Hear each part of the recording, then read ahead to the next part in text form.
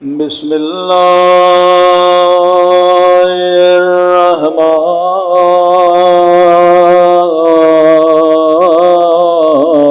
الرحیم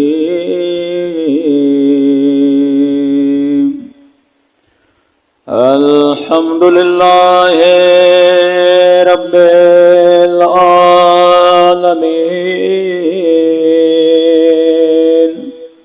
الحمد للہ کما هو اہلہ الصلاۃ والسلام علی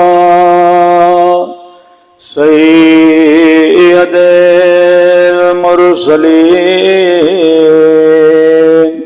وخاتم النبیین ابی القاسم محمد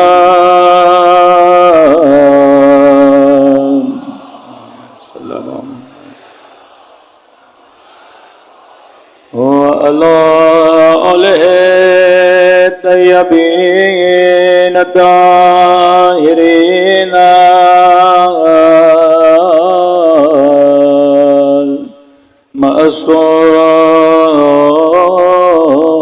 معصومین۔ سب مل کے حجت خدا کی سلامتی کی دعا۔ اللہم کل ولیک حجت ابن الحسن صلواتک وعلى آبائه في هذه وفي كل وليا وحافظا وقائدا ودليلا وعنا حتى تسكنه أرضك وتمتعه فيها برحمتك يا أرحم الراحمين۔ صلوات پڑھے محمد والے۔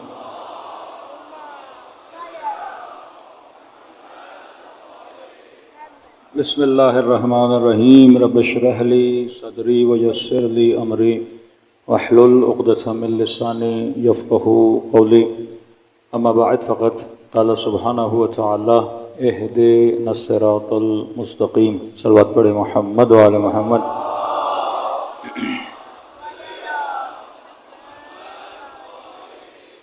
دعا ہے پروردگار عالم ہم سب کی عبادتوں کو اپنی بارگاہ میں قبول فرمائے، اور جس مقصد ہدایت کو لے کر ان مجالس میں آتے ہیں خدا ان مقاصد میں بھی ہم سب کو کامیابیاں کامرانیاں نصیب فرما دے۔ مسلسل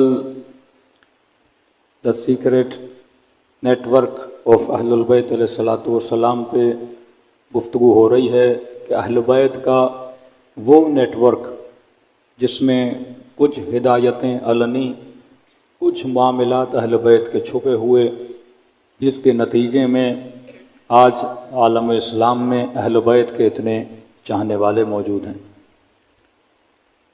کہ آپ اتنا لمبا سفر کر کے کبھی گلگت بلتستان کی طرف جاتے ہیں، ان پہاڑوں کے بیچ میں آپ کو اہل بیت کے چاہنے والے نظر آتے ہیں۔ کبھی لمبا سفر کر کے سیریا سے ہوتے ہوئے آپ لبنان جاتے ہیں، اور جنوب لبنان میں آپ کو اہل بیت کے چاہنے والے ملتے ہیں۔ یہ آذربائیجان، لبنان، عراق، یمن، مصر، یہاں تک کہ ترکی، یہاں پر اہل بیت کے چاہنے والے بسا کرتے تھے۔ کئی حکومتوں میں مارا گیا، ہجرتیں کرائی گئیں کہ صرف عثمانیہ حکومت میں 7 لاکھ کے قریب شیعوں کو قتل کر دیا گیا، تکلیفیں آئیں، سب کچھ ہوا، لیکن ایک شیعہ بھی اگر کسی جگہ پہ گیا اس نے اس مکتب کو بڑھاوا دیا کہ کسی گاؤں میں اگر 100 لوگ تھے، آپ نے 10 سال بعد دیکھا وہ ہزاروں میں بدل گئے، یعنی کبھی بھی آپ کو اپنی مجالس میں کمی نظر نہیں آئی بلکہ آپ کو بڑھتی ہوئی نظر آئی۔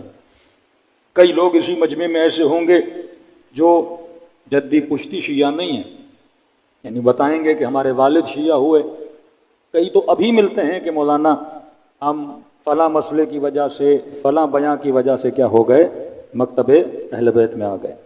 اس نیٹ ورک کا سب سے بڑا کمال کیا ہے کہ لوگ اس کے اندر اتنی جلدی جذب کیسے ہوتے ہیں۔ مطلب آپ کسی غیر مسلم کو بٹھاؤ، 4 باتیں مکتب اہل بیت کی سناؤ، 4 باتیں کسی اور مکتب کی سناؤ، تو یہاں پہ جذابیت زیادہ نظر آتی ہے۔ اور جس چیز کو سب سے زیادہ بین کیا جاتا ہے، مثلاً عزاداری، صدام کو مسئلہ تھا عزاداری سے، جہاں پہ وہابی ہیں ان کو مسئلہ ہے عزاداری سے۔ آواز کی جو پہلے سیٹنگ تھی وہ صحیح تھی، صلوات پڑھے محمد والے محمد پر۔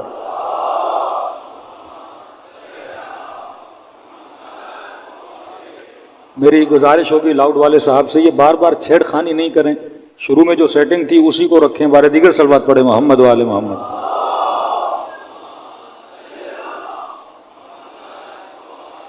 محمد وجل فرجہم۔ مختلف جگہوں پہ آپ دیکھتے ہیں کہ جب ایک بند، کیونکہ وہ تربیت اہل بیت نے ایسی کی، جناب اباذر غفاری کو نکالا گیا جناب عثمان کے زمانے میں، شامات میں بھیجا گیا، مطلب بھیجا بھی ایک ایسی جگہ گیا جہاں پہ دشمنان اہل بیت رہتے تھے، کہ مطلب یہ بندہ تبلیغ ہی نہ کر پائے۔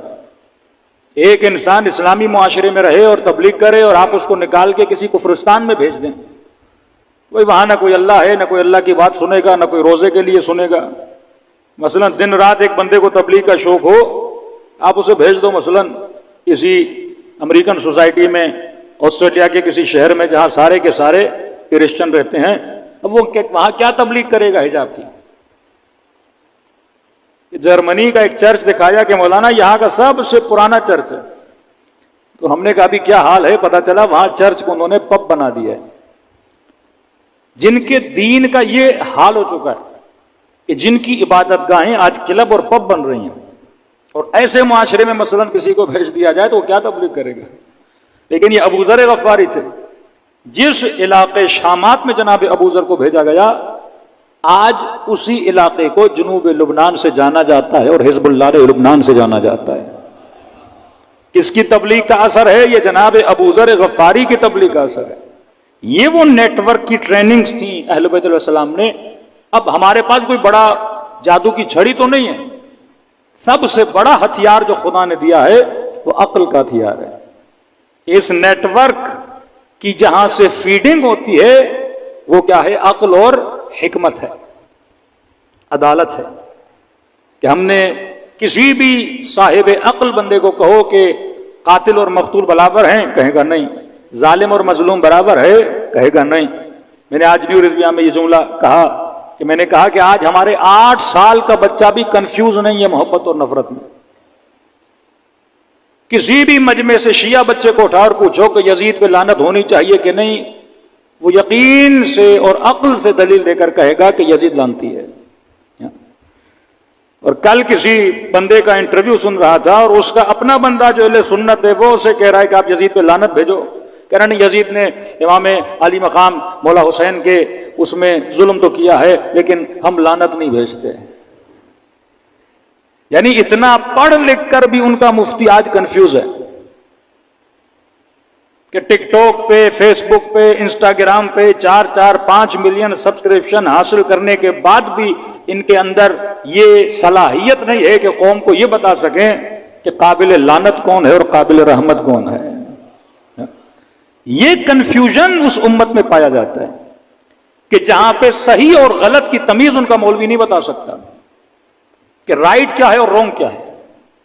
یہ سب سے بڑی برکت امام حسین کی کہ اہل بیت نے ہم مسلمانوں کو، جو شیعہ مسلمان ہیں، ہمیں یہ بتایا کہ غلط کو غلط کہنے کی صلاحیت رکھو، قوت رکھو، طاقت رکھو، ظالم کو ظالم کی للکار اپنے وجود میں پیدا کرو، اور مظلوم کی حمایت تمہارے وجود کے اندر ہونی چاہیے۔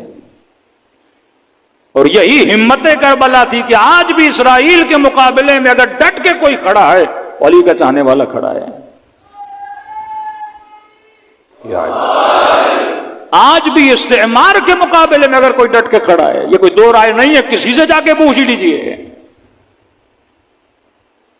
کہ آج حماس کا لیڈر اگر کسی کا شکریہ ادا کرتا ہے تو وہ سید علی کا شکریہ ادا کرتا ہے، سید حسن کا شکریہ ادا کرتا ہے کہ یہ ہمارے ساتھ کھڑے رہے۔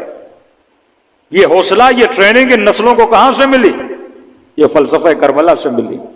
تبھی اس فلسفے میں اتنی اٹریکشن ہے، کیونکہ یہ فیڈ لیتا ہے۔ میں نے کل بھی کہا نوجوان اس کو گرافک سے بنا سکتے ہیں، نیٹ ورک آف اہل البیت۔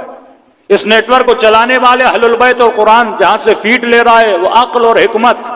اس نیٹ ورک کا قانون امر بالمعروف نہی عن المنکر۔ اس نیٹ ورک کے افراد کا آپس میں رشتہ، محبت اور بغض، ان کی محبت ایک، ان کا بغض ایک۔ انی سلم لمن سالمکم، ہم اور اس سے محبت کریں گے جس سے حسین نے محبت کی، ہم اور اس سے نفرت کریں گے جس سے حسین نے نفرت کی۔ جو علی کا دشمن وہ ہمارا دشمن، جو زہرا کا دشمن وہ ہمارا دشمن، جو حسن کا دشمن وہ ہمارا دشمن، جو حسین کا دشمن وہ ہمارا دشمن۔ چاہے کسی بھی حسب کا ہو، کسی بھی نسب کا ہو، کوئی بھی اس کا رشتہ ہو، ہمارا جو تعلق بنتا ہے وہ محبت اور نفرت کی بنیاد پہ بنتا ہے۔ اور فرمایا اس نیٹ ورک کا ما حاصل کیا ہوگا کہ خدا تمہارے معاشروں میں عدالت کو قائم کروائے گا، اور اس کے نتیجے میں ظہور امام زمانہ ہوگا۔ اس نیٹ ورک کے مقابلے میں ایک اور نیٹ ورک ہے، جیسے نیٹ ورک کے ظلم بولیں، نیٹ ورک کے طاغوت بولیں، جو بھی یہ لفظ آپ بولیں آپ بول سکتے ہیں۔ نیٹ ورک شیطان، نیٹ ورک رحمان، کہ جب مولا کا صحابی لشکر یزید کے مقابلے میں جاتا ہے تو یہی جملہ بولتا ہے کہ ہم شیعت علی ہیں اور شیعت علی لشکر رحمان ہے، تو شیعت ابن زیاد ہے اور ابن زیاد کا شیعہ لشکر شیطان ہے۔ کیونکہ اس نیٹ ورک کے اندر جو باتیں ہیں، جو اصول بنائے گئے وہ قرآن کے اصول ہیں۔ اللہ کہتا ہے میری ظالم پہ لعنت ہے، یہ کہتے ہم یزید پہ نہیں بھیجیں گے۔ اللہ کہتا ہے میری جھوٹے پہ لعنت ہے، یہ کہتے ہم نہیں بھیجیں گے۔ اللہ کہتا ہے من قتل نفسا بغیر نفس او فساد فی الارض فکأنما قتل الناس جميعا، جس نے ایک بندے کو قتل کیا گویا پوری کائنات کو قتل کیا، یہ کہتے نہیں ہے ہم قاتل پہ لعنت نہیں بھیجیں گے۔ ذہنوں کو فری، اب یہی وجہ ہے کہ نسلیں بھاگ رہی ہیں۔ مرزا جیسے باغی بندے ان میں پیدا ہو رہے ہیں، ہمدرد جیسے لوگ ان میں پیدا ہو رہے ہیں، قادری جیسے لوگ ان کے اندر پیدا ہو رہے ہیں، کیونکہ انسان کا نا ہر قوم کو بیدار ہونے دو کہ ہر قوم پکارے گی ہمارے ہیں حسین۔ یہ بیداری کس کی بیداری؟ یہ فکر کی بیداری ہے۔ آپ کب تک فکروں کو زنجیر لگا کے بیٹھ کے رہو گے؟ بالآخر یہ سوشل میڈیا کا زمانہ ہے، لیکن تھوڑا سا میں آپ کو پیچھے لے جاؤں، کیا کیا امام زین العابدین نے اور کیا کیا دشمن اہل بیت علیہ الصلوۃ والسلام نے؟ صلوات پڑھیں محمد و آل محمد پر۔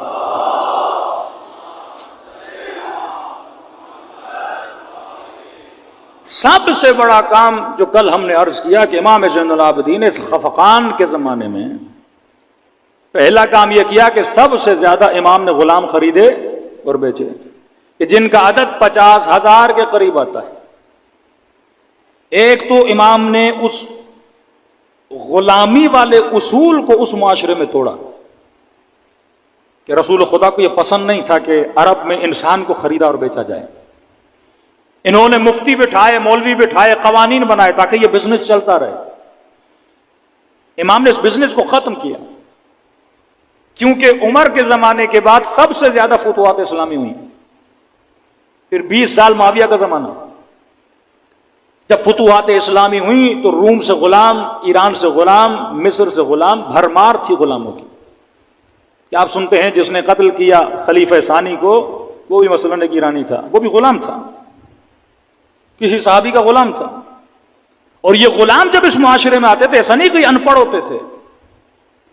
خود فیروز جس نے جناب عمر پہ وار کیا یہ انجینئر تھا، یعنی جب اس معاشرے سے آتے تھے یہ پڑھے لکھے لوگ تھے، لیکن یہاں ان کو جھاڑو دلواتے تھے، یہاں ان سے کام کرواتے تھے، تو غلاموں میں ایک احساس کمتری پیدا ہوتا تھا۔ امام نے سب سے پہلے ان نئے آنے والے مسلمانوں کو خریدا۔ کہ آپ پھر دیکھتے ہیں 7ویں امام کے زمانے میں ایک بندہ اہواز سے آ رہا ہے، 11ویں امام کے زمانے میں ایک بندہ قم سے آ رہا ہے، کہ وہ ہمارے معصومین قم تک نہیں گئے، ہمارے معصومین اہواز تک نہیں گئے، لیکن ایک شیعہ اہواز سے آ رہا ہے، ایک شیعہ قم سے آ رہا ہے، دور دراز علاقوں میں، کیونکہ یہ غلام وہیں سے آئے تھے، امام خریدتے تھے، بندہ غلام تھا، آج میرا غلام ہے، میں نے فلاں کو بیچا، فلاں اس نے بیچا، ان کی پوری زندگی غلامی میں گزر جاتی تھی۔ ایک تو امام نے غلامی کے کانسیپٹ کو، اس معاشرے کی لعنت کو ختم کرنے کے لیے 50,000 کے قریب، جب غلام کہتے تھے علی ابن الحسین آپ کو غلام کی ضرورت نہیں، آپ پھر بھی خرید رہے ہو، مولا کہتے تھے میں خرید نہیں رہا، میں اس کو آزاد کرنے کے لیے اپنے پاس لا رہا ہوں۔ 1 سال سے زیادہ کسی غلام کو نہیں رکھا، 50,000 کے قریب غلام خریدے، آزاد کیے۔ یہی روش امام حسن کی تھی، یہی روش امام حسین کی تھی، یہی روش امیر المومنین کی تھی، اور یہی روش رسول خدا کی تھی کہ بلال کو خریدا اور آزاد کر دیا۔ کئی ایسے غلام خریدتے تھے، آزاد کرتے۔ جناب جون غلام امام حسین، امام حسین نے اسے کب کا آزاد کر دیا تھا، لیکن تربیت اہل بیت میں رہنے کے بعد یہ جانے کے لیے تیار نہیں ہوتے تھے۔ آپ بارہا سنتے ہو کہ اسی غلام نے کل واقعہ سنایا کہ دعا کی کہ پروردگارہ زندگی تب تک پسند تھی جب تک زین العابدین کے پاس تھا، لیکن اب زندگی نہیں پسند۔ اس فقیر کا آپ واقعہ سنتے ہو کہ جب کہتا ہے 3 دن گزر گئے، میرا دوست مجھے کھانے کھلانے کے لیے نہیں آیا۔ پھر امام حسن جاتے ہیں، کہتے ہیں کون سا دوست، کیا اس کا نام جانتے تھے؟ کہتا نہیں، ڈیلی آتا تھا، نام پوچھتا تھا کہ آپ کا نام کیا ہے، کہتا تھا نام جان کے کیا کرو گے، تو میرا دوست ہے، میں تیرا دوست ہوں، کھانا کھلاتا تھا، کبھی میرے سر میں درد ہوتا میرا سر دباتا تھا، گھنٹوں گھنٹوں میری باتیں سنتا تھا۔ امام حسن کی آنکھوں میں آنسو آ گئے کہ آج کے بعد وہ دوست نہیں آئے گا۔ کہنے لگا ایسی باتیں کیوں کر رہے ہو، 3 دن گزر گئے مجھے دوست کی یاد آئی ہے، کہ پتا ہے وہ دوست کون تھا، کہ کون تھا، کہ وہ میرا بابا علی ابن ابی طالب تھا۔ یہ سننا تھا۔ وہ کہتا مجھے امیر المومنین کی قبر پہ لے جاؤ، قبر پہ لے جاتے ہیں، امام حسن فرماتے ہیں جیسے قبر پہ گریا کر کے کہتا مولا اے کاش مجھے پتا ہوتا آپ میرے مولا ہے، میں نے کتنی گستاخی کی، آپ نے میرے سر کو دبایا، آپ نے اپنے ہاتھوں سے لقمہ کھلایا۔ کہتا یہ قبر کو گلے سے لگا کے ایک مرتبہ اس کی روح وہیں پہ کیا کر جاتی ہے، پرواز کر جاتی ہے۔ یہ رشتہ اہل بیت علیہ الصلوۃ والسلام کا فقیروں کے ساتھ، یہ رشتہ غلاموں کے ساتھ، کہ جناب زید کے لشکر میں سب سے زیادہ جن لوگوں نے شرکت کی وہ امام زین العابدین کے آزاد کردہ غلاموں کی شرکت تھی۔ دوسرا سب سے بڑا کام جس کی طرف توجہ کم جاتی ہے وہ ہے امام زین العابدین کی دعائیں۔ قرآن کی آیت ہے نا، خدا یہود کے لیے کہتا ہے کہ لعنہم اللہ، خدا نے ان پہ لعنت کی، یہودیوں کو کہتا ہے۔ کیوں لعنت کی؟ کیونکہ انہوں نے اللہ کے عہد کو توڑا۔ جب بندہ کہتا ہے نا اشہد ان لا الہ الا اللہ، یہ عہد ہے، میثاق ہے پروردگار عالم کے ساتھ۔ اشہد ان محمدن رسول اللہ، یہ میثاق ہے رسول خدا کے ساتھ۔ کہا انہوں نے عہد توڑا، موسیٰ کے ساتھ جو وعدہ کیا وعدے کو توڑا۔ وعدے کے توڑنے کے نتیجے میں اللہ کہتا ہے میں نے ان پہ لعنت بھیجی۔ لعنت بھیجنے کے نتیجے میں اللہ کہتا ہے ان کے دل قسی ہو گئے۔ وہ معاشرہ جس نے رسول کے ساتھ کیا ہو وعدہ توڑ دیا، وہ چاہے غدیر کا وعدہ ہو، وہ چاہے مودت اہل بیت کا وعدہ ہو، نتیجہ وہی ہے۔ اللہ کی سنت بدلتی نہیں۔ اگر موسیٰ سے کیا ہوا وعدہ امت توڑے گی تو خدا لعنت بھی کر رہا ہے، خدا ان کے دلوں کو قسی بھی بنا رہا ہے۔ پتھر ختم اللہ علی قلوبہم، دلوں پہ مہر لگ جاتی ہے۔ ایک وعدہ محمد سے کیا، اب ہم کہیں خلافت علی کا وعدہ، مسلمان کہیں دوستی کا وعدہ، چلو دوستی مان لو۔ ایک وعدہ مودت کا کیا کہ یا رسول اللہ ہم آپ کی آل سے محبت کریں گے، لیکن امت اس وعدے کو توڑتی ہے، نبی کی بیٹی کو تکلیف دیتی ہے، حسن کے جنازے پہ تیر چلاتی ہے، حسین کے گلے کو سرزمین کربلا پہ کاٹتی ہے۔ نتیجہ کیا؟ لعنت تو آئی ان کے اوپر، لیکن نتیجتاً دل کیا ہو گئے؟ قسی ہو گئے۔ دل جب نرم ہوتے ہیں تب جا کے ہدایت ملتی ہے۔ اب امام زین العابدین ایک ایسے معاشرے میں قاسیۃ القلوب، ایک ایسا معاشرہ ہے جو قسی القلب معاشرہ ہے۔ اس معاشرے کو زین العابدین ہدایت کیسے دیں؟ کربلا کے میدان میں تبلیغ کرنے والا کوئی عام مولوی نہیں، حسین ابن علی ہیں۔ کتنے خطبے امام حسین نے کربلا، لیکن اثر نہیں ہو رہا ان کے دلوں پہ، کیونکہ وعدہ توڑا ہوا ہے، دل قسی ہو چکے ہیں۔ امام زین العابدین اس معاشرے کی اصلاح کیسے؟ غلاموں کو لا کے اصلاح کر رہے ہیں، کیونکہ یہ غلام ہے، قاسیۃ القلوب نہیں ہے۔ نیا نیا مسلمان ایسے اسلام کا نہیں پتا، اس کی ہدایت تو امام کے لیے آسان ہے کیونکہ دل نرم ہے، زین العابدین کی باتوں کا اس کے دل پہ اثر ہوگا. لیکن اہل مدینہ جن کو حسین پکارتے رہے بلاتے رہے، امام حسین کی مدد کے لیے نہیں گئے. اہل مکہ امام حسین کے لیے مدد کے لیے نہیں گئے. فرزند رسول حل من ناصرین کی آواز دیتے رہے، مدد کے لیے نہیں گئے. دل قسی. اب دل نرم کیسے ہوگا؟ دل نرم ہوتا ہے توبہ سے، دل نرم ہوتا ہے آنسوؤں سے. یہ ذکر حسین کیوں ضروری ہے، غم حسین کیوں ضروری ہے؟ کہ امام حسین نہیں چاہتے ان کے شیعوں کے دل سخت ہو جائیں. تبھی اتنی روایتیں ہیں، رو رلاؤ. مجھے دنیا کا ایک مکتب دکھاؤ جن کے پاس اتنے آنسو ہیں جتنے حسینیوں کے پاس ہیں. یہ دنیا کی واحد قوم ہے جو رونے میں بھی خوش ہوتی ہے، مس کرتی ہے کہ امام حسین پہ میں نے رونا ہے. اس رونے میں اس کو لذت و سکون ملتا ہے. ساری قوموں کے پاس علم ہے، قلم ہے، جہاد ہے، توبہ کے آنسو ہیں، لیکن کسی قوم کے پاس غم حسین کا آنسو نہیں ہے. یہ صرف خدا نے آپ کو دیا ہے تاکہ ہمارے دل کیا نہ ہو جائیں، قسی نہ ہو جائیں. اتنی دعائیں پڑھی تاکہ ان کے دلوں کو کیا کیا جائے، نرم. یہ ٹریننگ دے رہے ہیں امام زین العابدین. کبھی بازار میں جاتے ہیں مجمع میں تاکہ لوگ روئیں، ان کے دل نرم ہوں. یہ روئیں گے نہیں تو ان کو ہدایت کیسے ملے گی؟ اے کسائی بتا، تو نے حیوان کو ذبح کرنے سے پہلے پانی پلایا تھا؟ کیوں ضرورت ہے سوال کرنے کی مولا؟ اور بیچ بازار میں جا کے سوال کر رہے ہیں.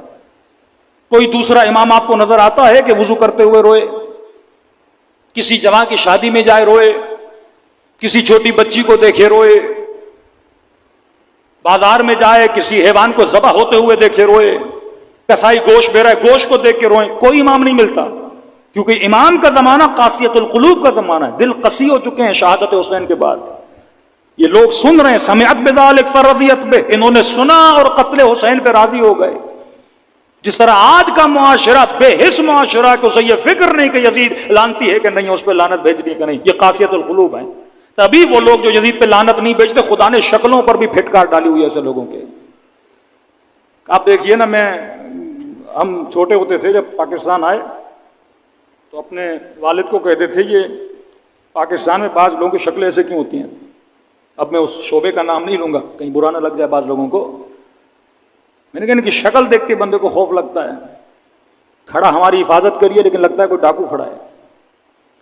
تو کئی اتنی رشوت لیتے ہیں، اتنی رشوت لیتے ہیں، اتنی رشوت لیتے ہیں، خدا شکلوں پہ پھٹکار ڈال دیتا ہے. شکلوں پہ نحوست آ جاتی ہے. جو یزید پہ لعنت نہ بھیج سکے، کسائی سے پوچھ رہے ہیں بتا تو نے پانی پلایا کہ نہیں؟ وہ کہتا جی مولا میں نے پلایا. کہ بتا تو نے کسی اور حیوان کے سامنے ذبح تو نہیں کیا؟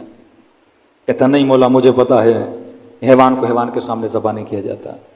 بتا جب تم نے چھری چلائی تھی چھری کو تیز کیا تھا کہ نہیں؟ جی مولا مجھے پتا ہے چھری کو تیز کیا جاتا ہے. پھر وہیں بیٹھ کے رونے لگتے ہیں، میرے بابا کے گلے پہ چھری چلی تیز نہیں کیا.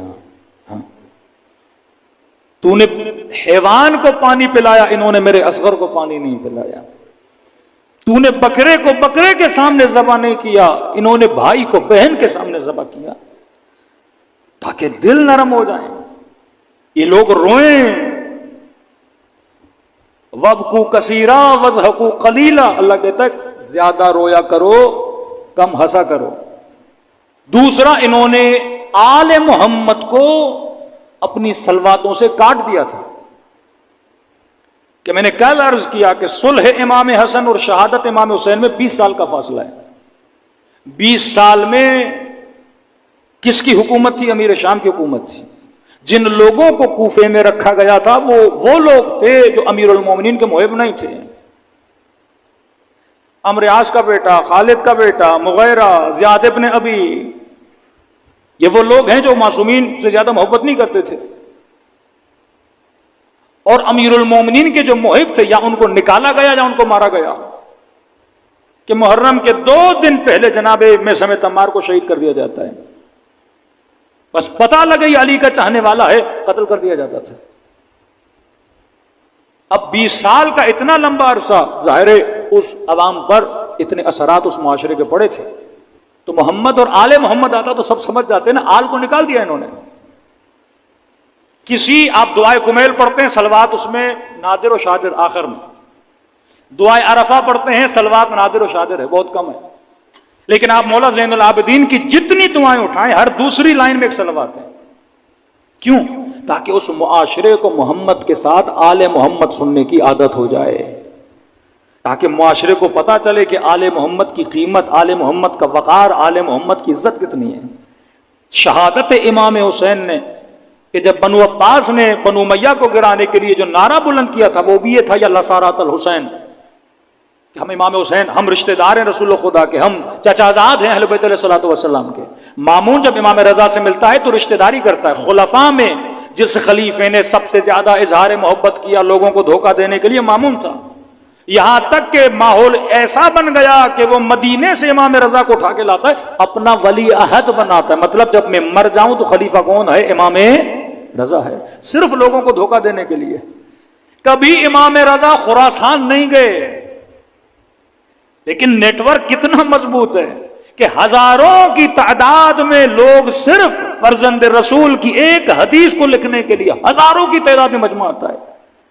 اس قدر عزت و احترام عوام کے اندر آ گیا. حکومت ان کی، پیسہ ان کا، مال ان کا، لیکن یہ تربیت اہل بیت علیہ الصلوۃ والسلام کا اثر تھا کہ لوگوں کے دلوں میں اہل بیت کی محبت پھیل گئی. یہ وہی دعائیں جن دعاؤں میں اثر اتنا تھا کہ زہاد کو اپنی طرف کھینچا، عباد کو اپنی طرف کھینچا. یہ دعائیں لوگ اپنی نماز شبوں میں پڑھا کرتے تھے، اور امام کا لقب ہی پڑھا، زین العابدین، سید الساجدین. کبھی سوچا ایک وہ حسین ہے کربلا میں جس سے یہ کہا جا رہا ہے کہ یہ اس کا بیٹا ہے جو نماز نہیں پڑھتا. کبھی یہ کہا جا رہا ہے کہ حسین آپ نماز کیوں پڑھ رہی؟ اعوذ باللہ. شامی کہتے رہے یہ تو دین سے خارج ہو چکے ہیں. اور پھر ان کا بیٹا ہے جس کا لقب ہی پڑ جاتا ہے زین العابدین، سید الساجدین.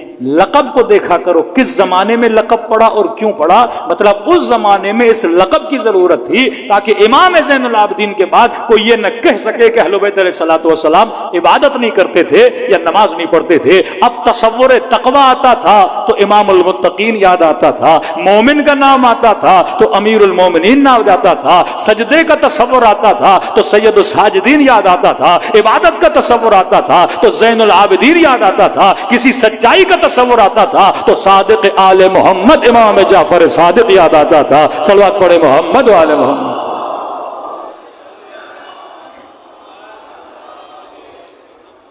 دوسرا کام جو امام زین العابدین نے کیا وہ اپنی دعاؤں کے ذریعے، مطلب یہ ہمیں ٹریننگ دے رہے ہیں، جب کبھی مجلس کے ذریعے تبلیغ کرو، اپنے زمانے کو دیکھو. آج شاید ایک مجلس کا اتنا اثر نہ ہو جتنا سوشل میڈیا کی ایک پوسٹ کا اثر ہو. آج شاید گھنٹے کی مجلس اتنا اثر نہ رکھے جتنا 2 منٹ کا کلپ اثر رکھے. تو یہ تمہارے اندر کہ سیاست العباد کے ہر زمانے میں کس طرح تم نے کام کرنا ہے. یہ اہل بیت نے سیکرٹ چیزیں بتائی ہیں کہ کبھی ہارڈ وار کا زمانہ ہے، کبھی سافٹ وار کا زمانہ ہے. ابھی جنگ نرم ہے، جنگ سخت نہیں ہے. پہلے یہ تھا کہ وہ ملک طاقتور ہے جس کے پاس ایٹم بم ہے، جس کے پاس اسلحہ ہے، جس کے پاس فوج سب سے زیادہ ہے. آج نہیں ہے. آج جس کے پاس ٹیکنالوجی ہے، آج جس کی اکنامک سب سے زیادہ مضبوط ہے، لوگ اس کی طرف کھنچتے ہوئے جاتے ہیں. آج جس کے پاس یہ جو مختلف ٹیکنالوجیز آ رہی ہیں، انفارمیشن کا زمانہ ہے، ڈیٹا کا زمانہ، جس کے پاس ڈیٹا سب سے زیادہ، انفارمیشن سب سے زیادہ، وہ انسان کامیاب ہے. آج دشمن کے ساتھ لڑنا چاہتے ہو، یہ سوشل میڈیا کا زمانہ. امام کبھی صلح کر کے بے نقاب کر رہے ہیں، کبھی دعائیں پڑھ کے تبلیغ کر رہے ہیں، کبھی غلام خرید کے تبلیغ کر رہے ہیں. آج کے جوان کو سوچنا چاہیے، کوئی آئی ٹی میں ہے، کوئی انجینئر ہے، کوئی سائنس میں ہے، کوئی فزکس میں ہے، میں کس طرح امام زمانہ کی خدمت کر سکتا ہوں. ایک خاتون سوچے میں ٹیچر ہوں کالج میں پڑھانے جاتی ہوں، کہیں پہ جاب کرتی ہوں، میں کس طرح جناب زہرا کی خدمت کروں. میں سسٹم آف امام زمانہ کا فرد کیسے بن سکتا ہوں.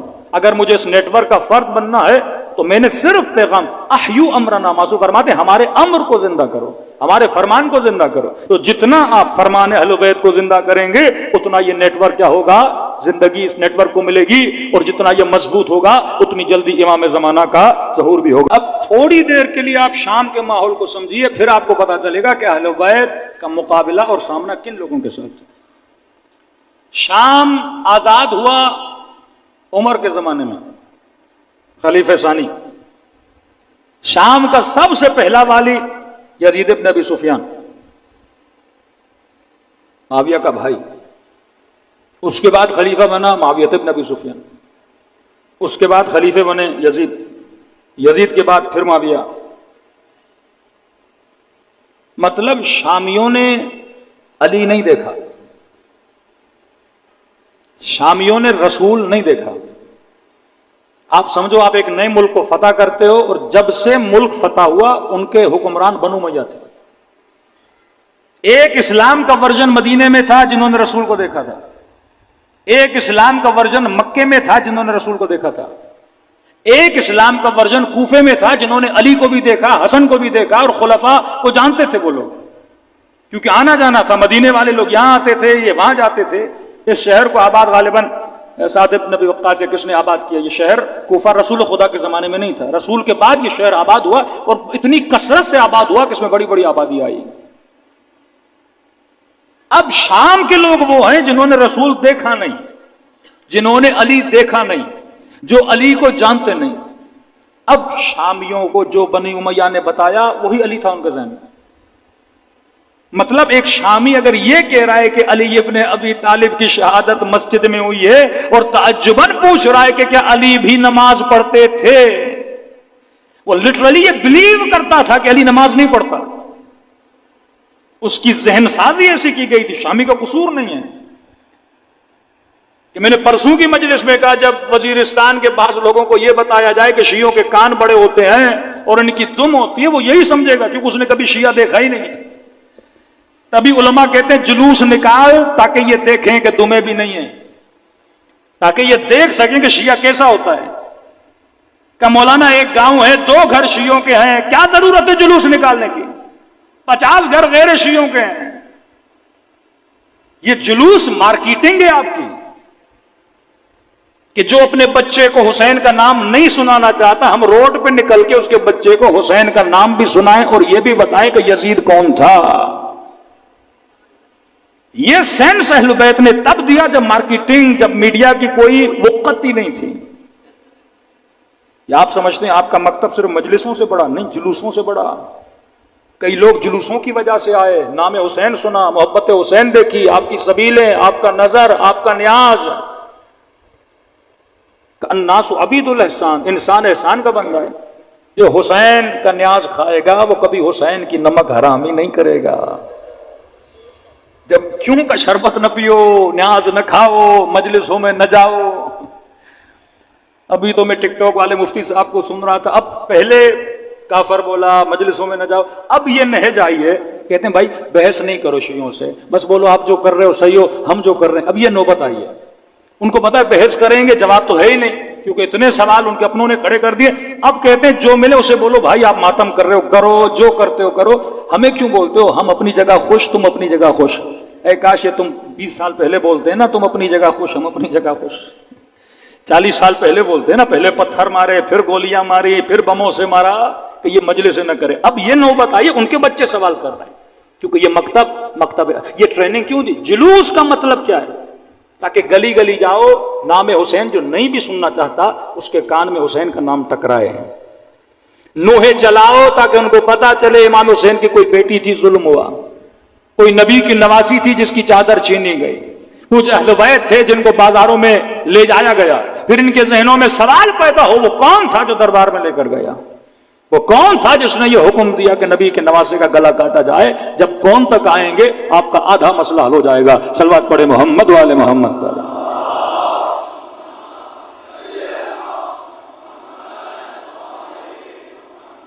20 years، 20 سال کا زمانہ، جس 20 سال میں امیر المومنین کے چاہنے والوں کو قتل بھی کیا گیا، جس 20 سالوں میں آل رسول کے لیے تبلیغ بھی کی گئی. اب جو مضبوط ترین حاکم بنو امیہ میں معاویہ کے بعد اگر کوئی حاکم آیا ہے وہ عبد الملک مروان ہے، جو مقتدر ترین حاکم گزرا ہے. اگر خلفائے اسلامی میں دیکھیں سب سے طاقتور حاکم، یہ بہت تیز تھا، یہ بہت ہوشیار تھا. اب جو جعل حدیث کا ٹاپک ہے اس پہ میں کل آؤں گا، کیونکہ تقریباً 8-9 حدیثیں میں نے پڑھنی ہے تاکہ آپ کو پتہ لگے کہ کس طرح اسلامی معاشرے کو تباہ و برباد کر دی. آج بھی وہ حدیثیں ان کی کتابوں میں موجود ہیں. آج بھی اگر یزید کے دفاع میں اگر کوئی حدیث لائی جاتی ہے، بخاری سے وہ حدیثیں لائی جاتی ہیں کہ میں نے اس دن پڑھی تھی کہ رسول خدا فرماتے اگر کوئی ایسا بندہ حاکم بن جائے ولو حبشین، اگر حبشی کالا بھی ہو، فاسق و فاجر بھی ہو، تم مسلمانوں کو حق نہیں اس کے خلاف قیام کرو، اور اگر کوئی حاکم کے خلاف قیام کرتا ہے اور جماعت مسلمین سے نکل جاتا ہے، فرمایا وہ سیدھا منہ کہاں جائے گا؟ جہنم کے اندر جائے گا۔ اور چالاکیاں جعل حدیث اتنی کی، اور حدیث کا راوی کس کو بنایا؟ ابو ذر غفاری۔ حدیث کا راوی کس کو بنایا؟ ابن عباس۔ یہ دونوں امیر المومنین کے نزدیک ہیں۔ اب وہ ابو ذر غفاری جو جناب عثمان کا سخت ترین مخالف تھا، جس کی وجہ سے جناب ابو ذر غفاری کو نکالا گیا اور تبعید کی گئی، اور یہ حدیث کس سے لاتے ہیں؟ ابو ذر غفاری سے، کہ کچھ مسلمان گئے ربضہ میں جناب ابو ذر غفاری سے ملنے گئے اور کہا ابو ذر غفاری ہم چاہتے ہیں کہ آپ قیام کریں، ہم آپ کے ساتھ چلیں۔ ابو ذر غفاری نے کہا نہیں، میرے رسول نے فرمایا ہے حاکم کیسا بھی ہو، کچھ بھی ہو، اس کے خلاف قیام نہیں کرنا، اور ہم جماعت مسلمین سے نکل گئے تو کہاں چلے جائیں گے؟ جہنم میں چلے جائیں گے۔ حالانکہ وہ بندہ جو خود مخالف رہ چکا ہے اور وہ کہہ رہا ہے کہ قیام نہیں کرنا۔ کبھی ابن عباس سے جوڑتے ہیں، کبھی ابو ذر غفاری سے، یعنی بھرمار ہے مسلم اور بخاری میں ایسی حدیثوں کی کہ جو صراحتاً قرآن کی آیتوں کی مخالفت میں ہیں، کہ خدا کہتا ہے یرثھا عبادی الصالحین، میں زمین کا ورثہ کن کو دیتا ہوں؟ اپنے صالح بندوں کو دیتا ہوں۔ لیکن یہ کیا کہہ رہے ہیں کہ کوئی فاسق بھی ہو، کوئی فاجر بھی ہو، کوئی شرابی بھی ہو، کوئی زانی بھی ہو، وہ بھی حاکم بن جائے۔ اور یہاں تک حدیث لائی کہ جب یہ مسلمان مر جائے گا، اللہ اسے کہے گا، یہ کل سارے متون آپ کے سامنے پڑھوں گا، اللہ اسے کہے گا کہ یہ بتا تم نے گناہ کیوں کیا؟ تو کہیں گے پروردگارا تو نے کہا کہ میرے انبیاء کی اطاعت کرو، ہم نے کی، تو نے کہا میرے رسول کی اطاعت کرو، ہم نے کی، اور آپ کے نبی نے کہا کہ حاکم فاسق بھی ہو، فاجر بھی ہو، اس کی اطاعت کرنی ہے۔ تو پروردگارا ہم نے گناہ تو کیے، اب وہ گناہ ہماری گردن پر نہیں ہے، گناہ حاکم کے گردن پر ہیں۔ تو کہتے ہیں اللہ اس کو کہے گا اچھا چلو یہ بات صحیح ہے، ان کو جنت میں لے جاؤ۔ مطلب اللہ کو بھی پتہ نہیں ہوگا، یہ اللہ کو سمجھائیں گے کہ آپ کے نبی نے یہ کہا ہے، اور اللہ ان کو کہے گا کہ آپ جنت میں چلے جاؤ۔ مطلب امت نے حاکم کے کہنے پر جتنے گناہ کیے امت بری و ذمہ ہے۔ جس طرح آج کل مسیحی کہتے ہیں حضرت عیسیٰ سولی پہ چڑھ گئے اور جتنے ہم گناہ کریں گے عیسیٰ وہ سزا جو ہے ساری بھگت کے گئے ہیں، اور ہم سارے حضرت عیسیٰ کی وجہ سے کہاں جائیں گے؟ جنت میں چلے جائیں گے۔ تبھی امت میں یہ احساس ہی پیدا نہیں ہوا کہ ہم نے خلیفے کے خلاف اٹھنا ہے، یا ہم نے بادشاہ کے خلاف اٹھنا ہے، یا ہم نے کبھی ٹوکنا بھی ہے، یا ہم نے کبھی مخالفت بھی کرنی ہے، یا ہم نے کبھی اس کے فسق و فجور پہ بات کرنی ہے۔ پھر کہتے ہیں ان حدیثوں کی روشنی میں حسین ابن علی کو قیام نہیں کرنا چاہیے تھا۔ جب اصحاب رسول مدینے میں خاموش تھے، پھر ہم سوال کر سکتے ہیں نا واقع ہررا کیوں ہوا؟ مولا حسین شہید ہو گئے، پھر رسول کا صحابی شام جاتا ہے، یزید کی حرکتوں کو دیکھتا ہے، پھر شام سے واپس مدینے آتا ہے، پھر مدینے والوں کو کہتا ہے کہ جو حسین کہہ رہے تھے وہ صحیح تھا۔ پھر یہاں پہ امام زین العابدین ان کا پھر ساتھ نہیں دیتے۔ پھر جو واقع حرہ میں ہوا، کعبۃ اللہ کی توہین ہوئی، مسجد نبوی میں گھوڑے کھڑے کر دیے گئے، 3 دن مدینے کو حلال قرار دیا گیا۔ اس وقت بھی کردار امام زین العابدین کہ آل مروان کو اس وقت اگر پناہ لینی پڑی تو امام زین العابدین کے گھر میں لینی پڑی۔ صلوات پڑھے محمد و آل محمد۔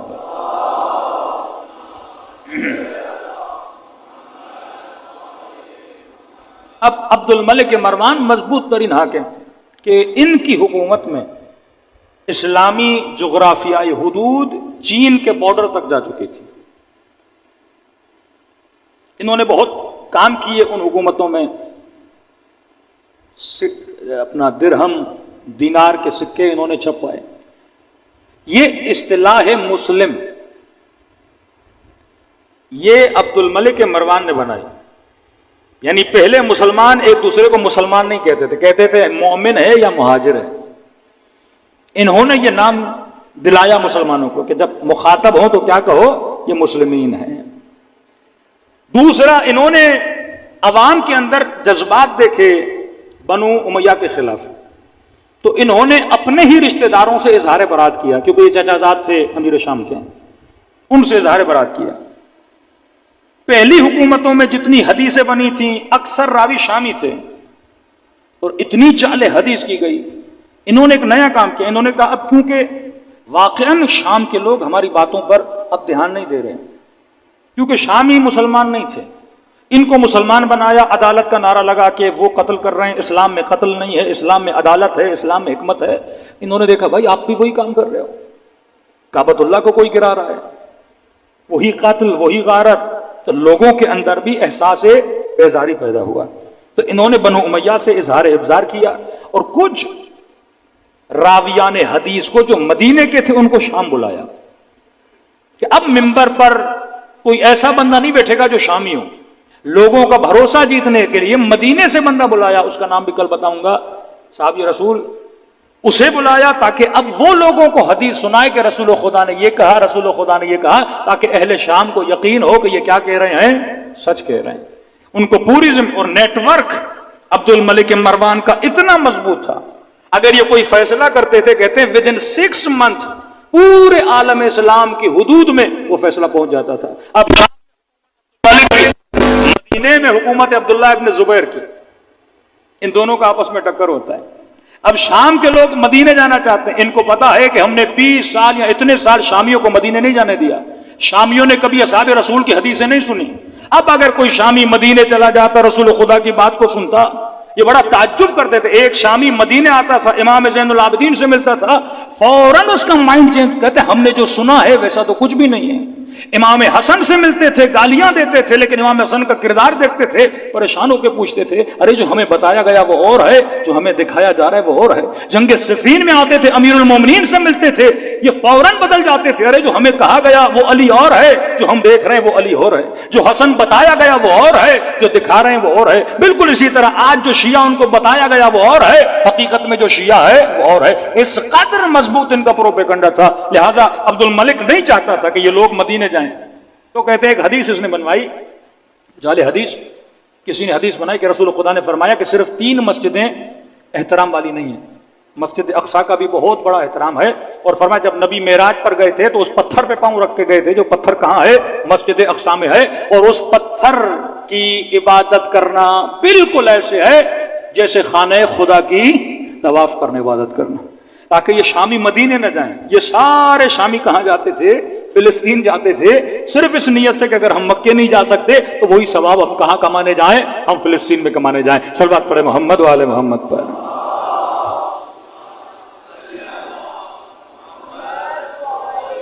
صرف ایک مثال دو، یہ زمانہ تھا اشاعرہ کا، اور دوران جبریہ آپ کے 5ویں اور 6ٹھے امام نے کتنا کام کیا۔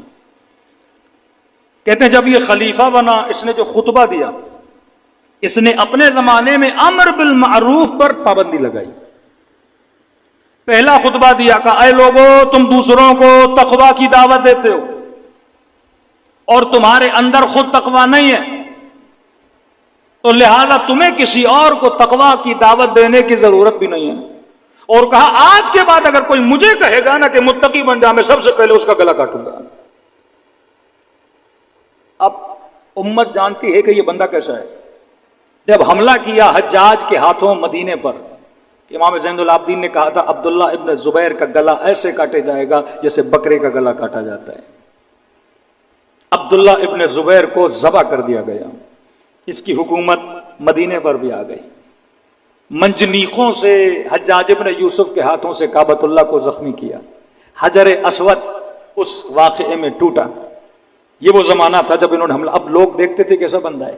اپنے زمانوں میں انہوں نے امر بالمعروف کو منع کر دیا، کیونکہ امام حسین کے قیام کے محرکات کو آپ دیکھیں گے، پہلی بنیاد ہے لِآمر بالمعروف وانہی عن المنکر۔ میں حسین کیسے دیکھوں کوئی شرابی رسول خدا کے ممبر پر بیٹھا ہے، کوئی فاسق و فاجر رسول خدا کے ممبر پر بیٹھا ہے، پہلی پابندی لگائی کہ قطعاً کبھی بھی کوئی بندہ امر بالمعروف اور نہی عن المنکر نہیں کرے گا۔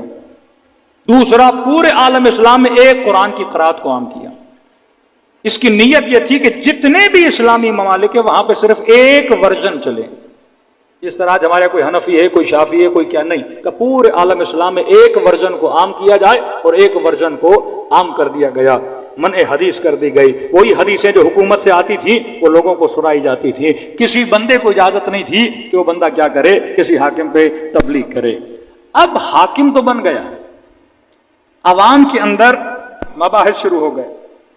انہوں نے کہا الملک لمن غلب، یہ ایک اصول بنایا انہوں نے کہ حکومت اس کی ہوگی، رسول خدا نے فرمایا حکومت اس کی ہوگی جو حکومت پر غالب آ جائے۔ اب حدیث کی لوگوں نے سمجھے مان لی، مسجدوں میں جب لوگ بیٹھتے تھے تو آپس میں بحث کرتے تھے، یہ کیسے ممکن ہے، اگر کوئی فاسق آ کر قبضہ کر لے تو کیا ہم نے اس کی اطاعت کرنی ہے؟ تو پھر انہوں نے دلیلیں دینا شروع کر دی۔ دلیل کیا کی؟ کہا کہ قرآن کی آیت ہے، کوئی ایسا درخت کا پتا بھی نہیں ہے جو گرے اور اللہ کو پتہ نہ ہو۔ ایسا ہے کہ نہیں؟ سب نے کہا ہے۔ کہ یہ بتاؤ کہ مثلا یہ ٹشو کا ڈبہ یہاں ہے، اللہ کو علم ہے کہ نہیں؟ کا علم ہے۔ کہ جب خدا کو علم ہے مطلب خدا روک نہیں رہا، اور خدا روک نہیں رہا تو مطلب یہ کام کس کی مرضی سے ہو رہا ہے؟ اللہ کی مرضی سے ہو رہا ہے۔ ہم کون ہوتے ہیں اللہ کی مرضی کے بیچ میں آنے والے؟ اگر عبد الملک آج بادشاہ ہے، اللہ کو پتا تھا کہ نہیں؟ کا پتا تھا۔ اللہ کو پتا تھا مطلب اللہ راضی ہے کہ نہیں؟ کہ اللہ راضی ہے۔ کہ جب اللہ راضی ہے ہم کون ہوتے ہیں قیام کرنے والے؟ اللہ خود روک لیتا۔ یہ فرقے اشاعرہ کہ کائنات میں جو کچھ بھی ہو رہا ہے ہم مجبور ہیں، یہ واقعاً ان کے مفتی آج یہی دلیلیں دیتے ہیں۔ کیا خدا چاہتا تو یزید کو روکتا؟ اللہ نے نہیں روکا۔ اللہ چاہتا حسین کو بچاتا؟ اللہ نے نہیں بچایا۔ لہٰذا اللہ راضی تھا، ہم کون ہوتے اللہ کی رضایت میں آنے والے؟ وہی جملہ کہ اللہ کی مرضی کسی نیک کو چاہے جہنم میں بھیج دے، وہ کسی بدکار کو چاہے جنت میں بھیج دے۔ ہم کچھ بھی نہیں ہوتے اللہ کے سامنے بات کرنے والے، اور ملک اس کا ہے جو غالب آ گیا۔ یہ سوچ کیوں بنی؟ کیونکہ برادران اہل سنت کے پاس خلیفے بنانے کا کوئی میکنزم نہیں ہے۔ پہلا خلیفہ بنا جناب ابو بکر، سقیفہ میں جھگڑا ہوا، جناب سعد زخمی ہوئے، کچھ بوجھ بھی کر کے انہوں نے خلیفہ بنایا، ایک امت کا حصہ بنا۔ کچھ لوگ مخالف بھی تھے، جس میں جنگ چلی، جنگیں جن کو جناب مالک ابن نویرہ جن کو مرتد بولا گیا، کچھ ایسے تھے جو ارتداد میں چلے کہ خلیفے کی مخالفت کرے۔ اب آپ کہتے ہو پاکستانی وزیر اعظم کیسے بنے؟ ایک میکنزم ہے کہ ایم پی ایم این اے ہوں گے اور وہ ووٹ دیں گے، اور جو پارٹی اکثریت میں آئے گی وزیر بنائے گی۔ اب یہ ہے کہ امت کے پاس خلیفے بنانے کا میکنزم کیا ہے؟ شیعوں کے پاس تو ہے کہ خلیفہ کہاں سے تعین ہوتا ہے؟ اللہ کی طرف سے ہوتا ہے۔ پہلے خلیفے کو سقیفہ میں بنایا امت نے، سمجھو کچھ امت کے اکابر جمع ہوئے، پہلے خلیفے بن گئے۔ اب دوسرے خلیفے بھی اسی میکنزم میں بنتے، لیکن نہیں، دوسرے خلیفے کو پہلے نے بنایا۔ یعنی جناب عمر کو کس نے چنا؟ جناب ابوبکر نے۔ میکنزم چینج ہو گیا، دوسرا میکنزم پچھلا خلیفہ اگلے خلیفے کو بنائے گا۔ تیسرے خلیفے کو پھر پچھلے نے نہیں بنایا، انہوں نے شورا بنا دی، 6 لوگوں کی شورا بنائی کا یہ چنیں گے کہ امت کا خلیفہ کون ہوگا۔ چوتھے خلیفے امیر المومنین، میکنزم ٹوٹل چینج ہو گیا، ڈیموکریسی آ گئی، امت کی اکثریت امیر المومنین کے دروازے پہ آ گئی، پہلے آپ کو خلیفہ بننا ہے۔ 5ویں خلیفے معاویہ ابن ابی سفیان، وہ تلوار کے زور پہ خلیفہ بنے، مطلب نہ امت بیچ میں، نہ پچھلے نے اوکے بولا، نہ ڈیموکریسی آئی، 5ویں ایسے بنے۔ اب 6 7ویں پہ چلے جائیں ان کا معاملہ، مطلب امت کے پاس کوئی میکنزم تھا ہی نہیں، تو انہوں نے کہا ہم کوئی میکنزم تو دینا۔ میکنزم کیا بنایا؟ الملک لمن غلب، حکومت اسی کی ہوگی جو غلبہ کر لے۔ 99 میں نواز شریف ماشاءاللہ لگا، حکومت کس کی؟ مشرف کی، جو غلبہ پا جائے، مطلب جس کی لاٹھی اس کی بھینس والے قانون پہ چلنے لگے۔ لیکن اہل بیت نے کہا اس طرح قانون نہیں چلتا، حکومت الہی نمائندے کا انتخاب کون کرتا ہے؟ پروردگار عالم کرتا ہے۔ اب اس حاکم نے خود کو بچانے کے لیے جعلی حدیثیں بنائی، حاکم فاسق بھی ہو، حاکم فاجر بھی ہو، امت کو حق نہیں قیام کرنے کے لیے۔ میں آپ کو ایک لیٹر انٹرنیٹ پہ موجود ہے، اچانک سعودی عرب میں سیکولرزم بڑھ رہا ہے۔ اب آپ سوچئے 40 سال سے جن لوگوں کو نماز کا درس، حجاب کا درس، قرآن کا درس، اللہ کا درس، دین کا درس، یہ حرام ہے، یہ حلال ہے، یہ کرو، یہ نہ کرو، اچانک سے وہاں پہ سنیما کھلے، کلب کھلے، جوا کے اڈے کھلے۔ اب ظاہر ہے ایک قوم کی آپ تربیت کرتے ہو اور اچانک آپ اپنی ہی تربیت کے اگینسٹ چلتے ہو تو لوگوں میں اعتراضات اٹھتے ہیں۔ سعودی عرب میں دیندار طبقے نے اتنا اعتراض کیا کہ کیا ہو رہا ہے سعودی عرب میں کہ آج یہ ٹک ٹاک کے مفتی قطعاً ایک لفظ نہیں نکالتے۔ یہ وہی حکومت پرور ذہن ہے، امر بالمعروف کی عادت ہی نہیں ہے کہ برے کو برا کہنا، نہیں، برا اپنا بھی ہے تو کوئی بات نہیں، اس کی تعریف کرو۔ ऑफिशियल लेटर निकला मुफ्तियों का सऊदी अरब का, इंटरनेट पे मौजूद होगा, और उस लेटर में उन्होंने लिखा कि हमें पता है कि मुल्क में जो हो रहा है वो गलत है, जुआ खाने नहीं खुलने चाहिए, शराब खाने नहीं खुलने चाहिए, इंडिया से डांसर लोगों को नाच गाने के लिए नहीं बुलाना चाहिए, हॉलीवुड की बेहया औरतों को इस सरजमीन मुकद्दस पे नहीं आना चाहिए। हम आवाम के जज्बात भी समझते हैं, जो कुछ हो रहा है हमें भी पता है गलत हो रहा है, लेकिन ये याद रखना रसूल खुदा ने फरमाया है खलीफा कैसा भी हो उसके खिलाफ क़ियाम नहीं कर सकते, उसके खिलाफ ज़बान नहीं खोल सकते। वो जाने, अल्लाह का मामला जाने, तुम मस्जिद हराम में नमाजें पढ़ते रहो, तुम रोजे रखते रहो, ये सोच बिल्ड की गई। अब जिस मुआशरे में ये सोच हो वो मुआशरा कभी इनकलाबी मुआशरा, वो न डेमोक्रेसी में खुद को बदल सकता है न इस्लाम के एतबार से खुद को बदल सकता है। लेकिन आप देखते हैं तशय्यो को अहले बैत ने ऐसा नेटवर्क दिया कि इतने मजबूत तरीन शाह ईरान को एक इमाम जमाना का मानने वाला, एक फर्जंद जहरा का और उनके अकायद को मानने वाला किस तरह शाह की कुर्सी को उठाकर फेंकता है, और 40 साल से ज्यादा हो गए निजाम इस्लामी को कायम किया हुआ है। इसराइल की आंखों में आंखें डाल के बात करते हैं, इस्तेमार की आंखों में आंखें डाल के बात करते हैं। ये वो तरबियत थी नेटवर्क के अमीरुल मोमिनीन की, इमाम हुसैन की नेटवर्क की, कि जालिम से बात करने की जरूरत पैदा करो, मिल्लत के अंदर खुददारी पैदा करो। जब तक कौमों के अंदर खुददारी नहीं, कौमों के अंदर कोई इज्जत नहीं। क्यों आज पाकिस्तानी कहीं भी जाता है न पासपोर्ट की इज्जत है न इस मुल्क के लोगों की इज्जत की जाती है, क्योंकि खुददारी नहीं है। जिन कौमों में खुददारी होती है दुनिया भी उन कौमों की इज्जत करती है। अल्हम्दुलिल्लाह आज हुसैन के चाहने वालों की इज्जत है, अल्हम्दुलिल्लाह आज जिनकी निस्बत अमीरुल मोमिनीन से है उनकी इज्जत की जाती है। तो हमेशा कहता हूं कल के मरहब भी अली से डरते थे और आज के मरहब भी सैयद अली से डर रहे हैं। सलवात पढ़े मोहम्मद वाले मोहम्मद।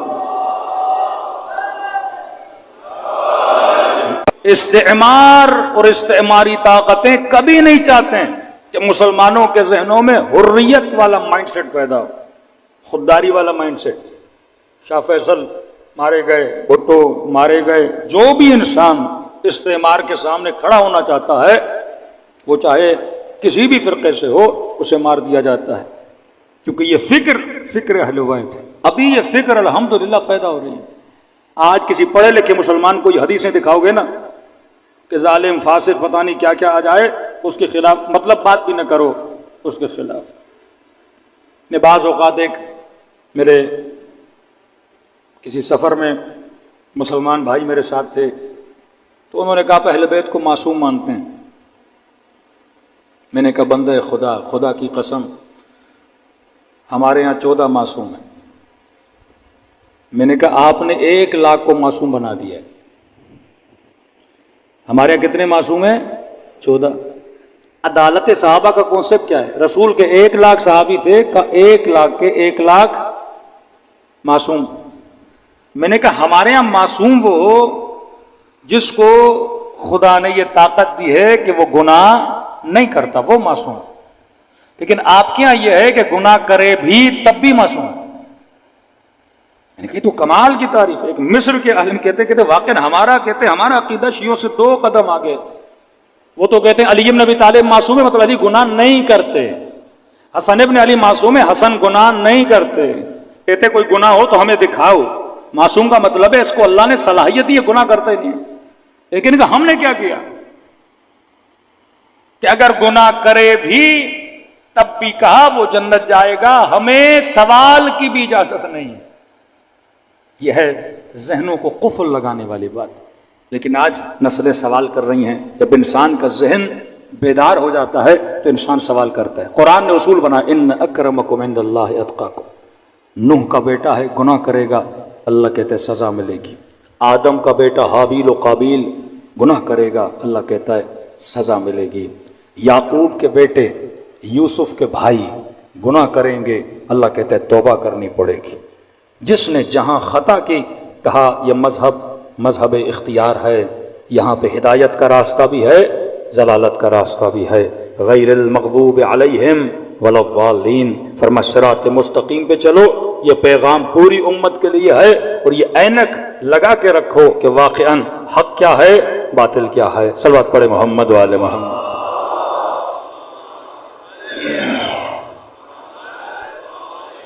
मोहम्मद व अज्जल फरजहुम।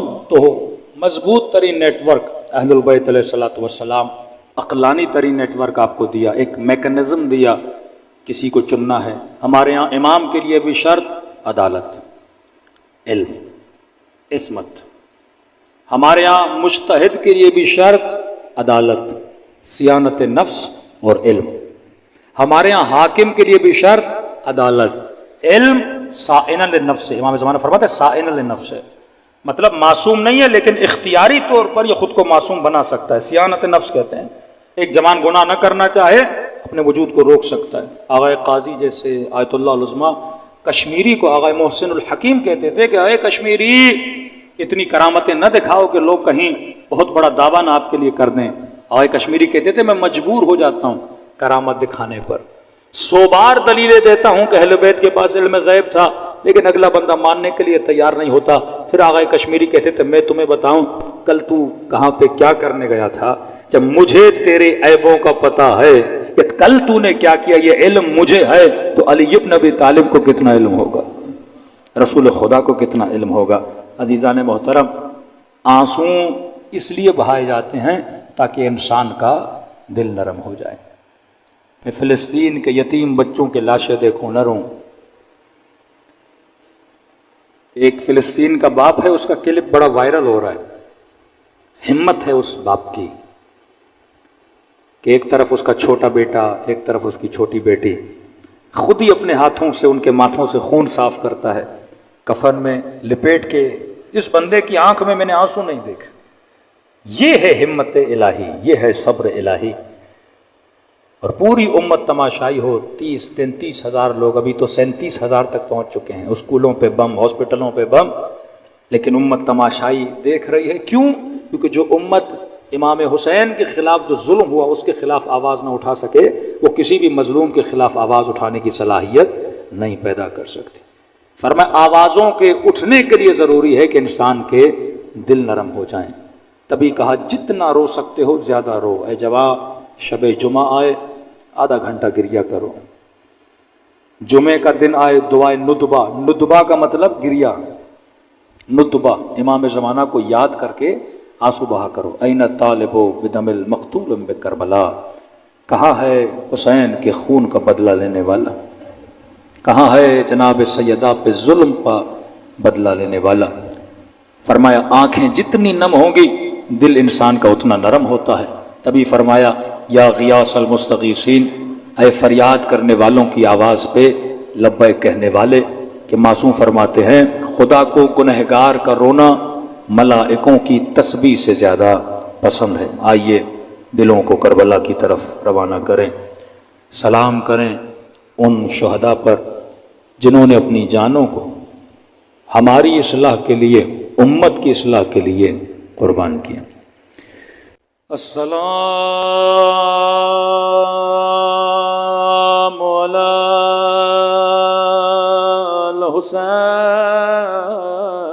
الحسین وعلی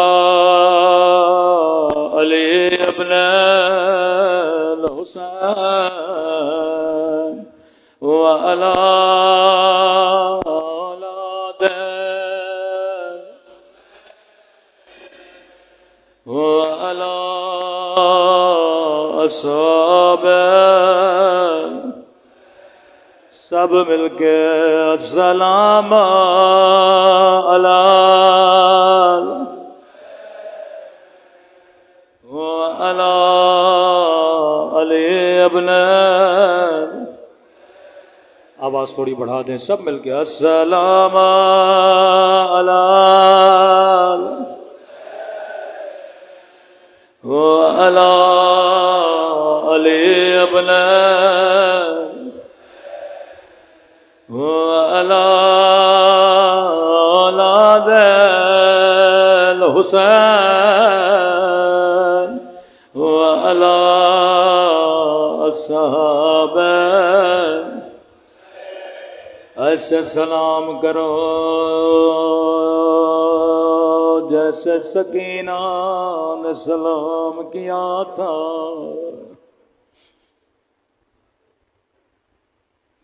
فرمایا شیعو جب جب ٹھنڈا پانی پیو میری سکینہ کو یاد کیا کرو، ایک ایک گھونٹ کے لیے میری بچی کو تماچے مارے گئے۔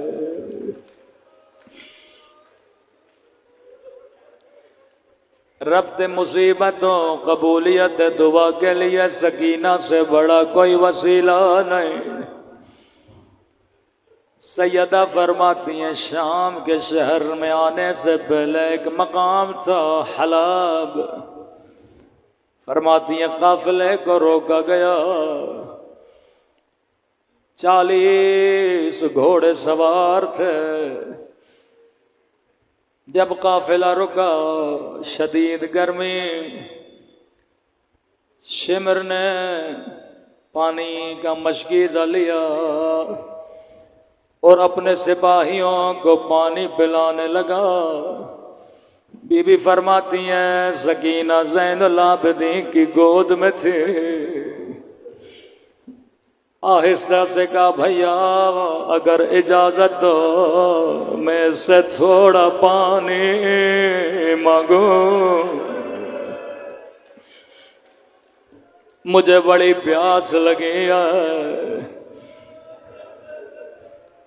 امام نے فرمایا سکینہ یہ بڑا ظالم ہے، یہ تجھے پانی نہیں دے گا۔ کہ بھیا مانگوں شاید تھوڑا رحم آئے، میرے خشک ہونٹوں کو دیکھے، شاید تھوڑا پانی پلا دے۔ مولا فرماتے میں نے کہا سکینہ جا کہیں قیامت کے دن یہ نہ کہے بچی نے پوچھا نہیں تھا۔ تصور کر کے رونا، خدا تجھے شام میں ننھی سی قبر کی زیارت نصیب کرائے۔ روایت کے جملے آئے، ننگے پاؤں آہستہ آہستہ چلنے لگے، لائیں کے قریب آئے، کہنے لگی مجھے تھوڑا پانی دے دے، مجھے بڑی پیاس لگی ہے۔ خدا کی قسم اگر کہتا سکینہ پانی نہیں دوں گا، بچی دوبارہ پانی نہیں مانگتی، لیکن راوی کہتا ہے لائیں نے کوئی جواب نہیں دیا، یہ سپاہیوں کو پانی پلاتا رہا، بچی اس کے پیچھے پیچھے چلتی رہے، شاید اس کے بعد پانی دے گا۔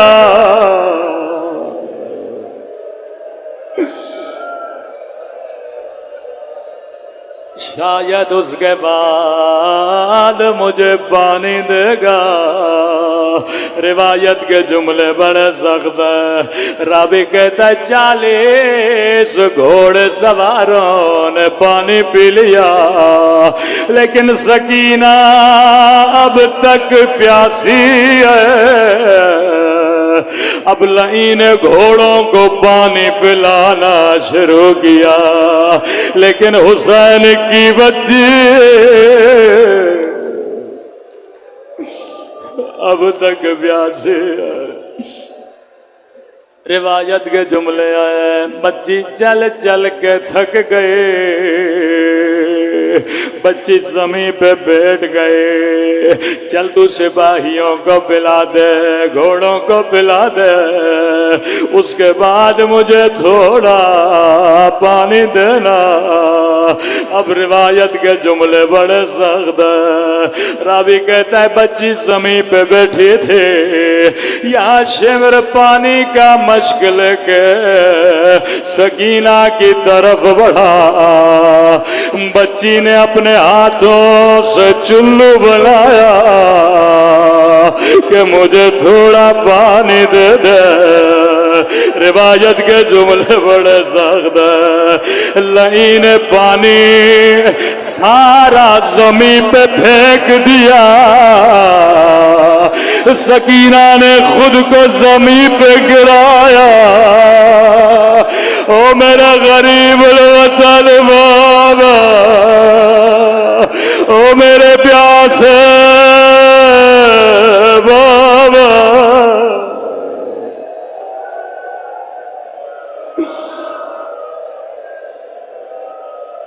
وہ ظلم کیا جس کی مثال تاریخ میں نہیں ملتی.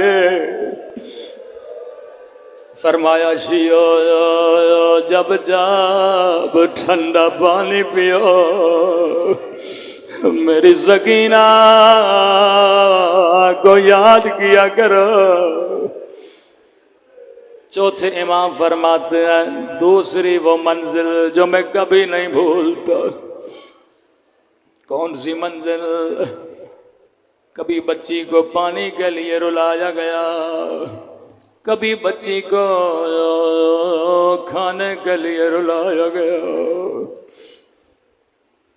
کہا دربار شام ہے، ساری بیویاں کھڑی ہیں، یہاں یہ یزید لئیں اپنے تخت پہ آتا ہے.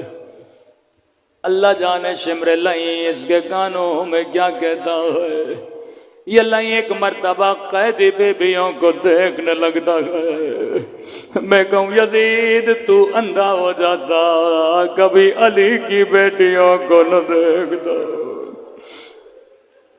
پہلا سوال کرتا ہے بتا حسین کی بچی کون ہے؟ یہ تکلیف دینا چاہتے تھے اہل بیت کو، اذیت دینا چاہتے تھے. اتنے بھرے مجمع میں شمر سکینہ کی طرف اشارہ کرتا ہے، لئیں جیسے بچی کو دیکھتا ہے. پہلا سوال کرتا ہے بچی بتا تیرا نام کیا ہے؟ روایت کے جملے بڑے سخت ہیں. جیسے سکینہ سے کہتا ہے بتا تیرا نام کیا ہے، راوی کہتا ہے بچی کے ہونٹ ہلے پر آواز نہیں نکلے.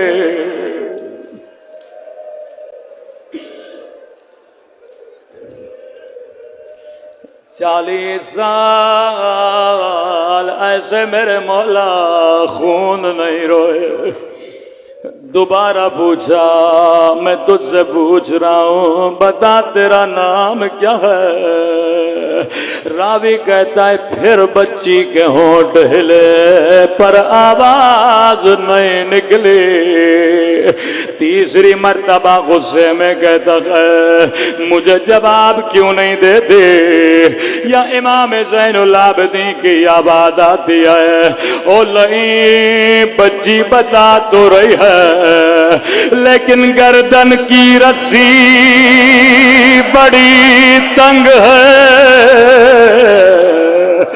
بچی کی آواز کیسے نکلے؟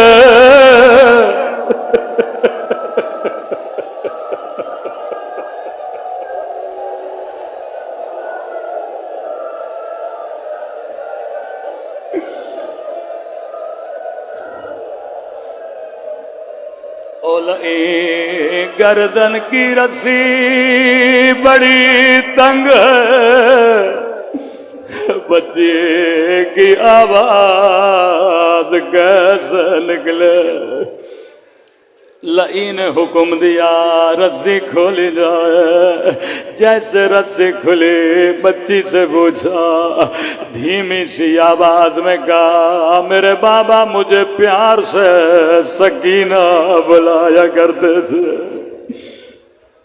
لئی نے دیکھا بچی کے ہونٹ خشک گئے، چہرے پہ نیلے داغ ہے. کہتا ہے سکینہ تیرے چہرے سے لگتا ہے تو نے کئی دنوں سے کچھ کھایا نہیں ہے. کہتا ہے سکینہ کئی دنوں سے کچھ نہیں کھایا، بتا جب تجھے بھوک لگتی تھی تیرا بابا تجھے کیا کھلاتا تھا؟ یہ نہیں جانتا تھا بچی بابا سے بڑا پیار کرتی ہے. بڑے پیار سے سکینہ بتاتی ہے جب مجھے بھوک لگتی تھی میرا بابا مجھے گھٹنے پہ بٹھاتا تھا اپنے ہاتھوں سے کھجوریں کھلاتا تھا.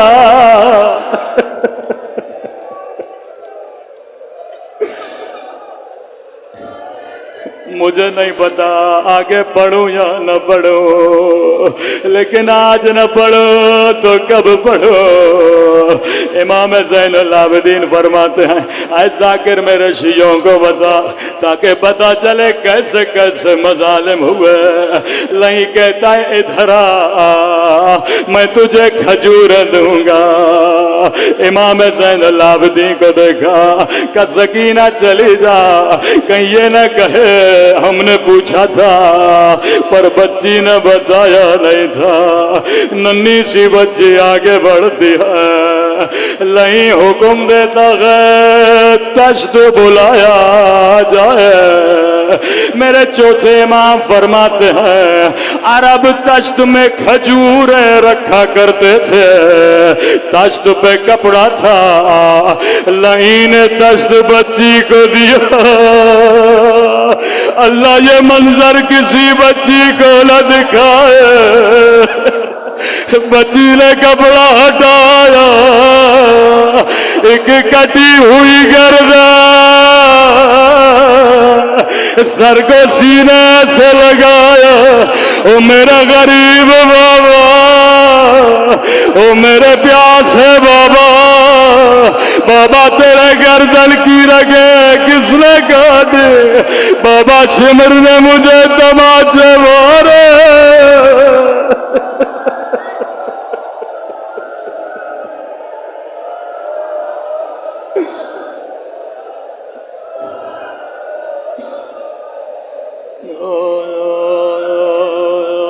میرے 3 دن کے پیاسے بابا، اے خدا تجھے سکینہ کی یتیمی کا واسطہ ہمارے مولا امام زمانہ کا ظہور فرما دے. فلسطین کے یتیم بچوں کی مدد فرما. اے خدا قبر کی پہلی رات شفاعت حسین نصیب فرما. ہم سب کے صغیرہ کبیرہ گناہ